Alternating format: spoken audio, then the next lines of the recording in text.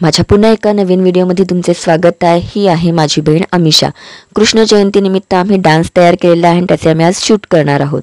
तर आता आम्ही आलो आहोत टेरेसवरती आणि माझ्या पाठीमागे तुम्ही सुंदर अशी हिरवळ पाहू शकता।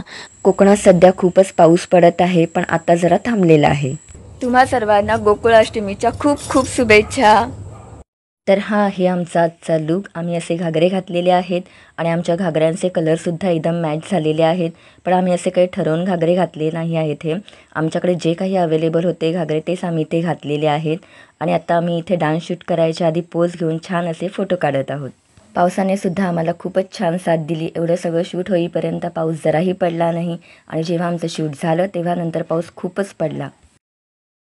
मुरी बंसी बजैया नंदलाला कन्हैया, मुरी बंसी बजैया नंदलाला कन्हैया।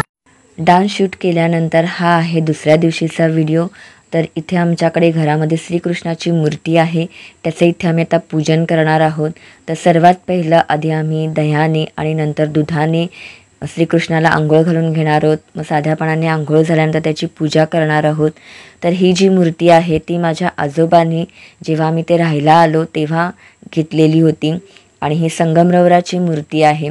तर आम्ही दरवर्षी अशी श्रीकृष्णाची पूजा इथे करत असतो।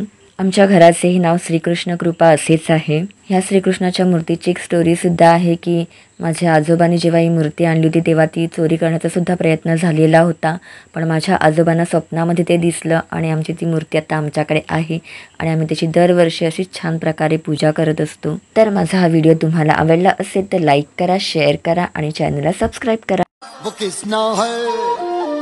वो किसना है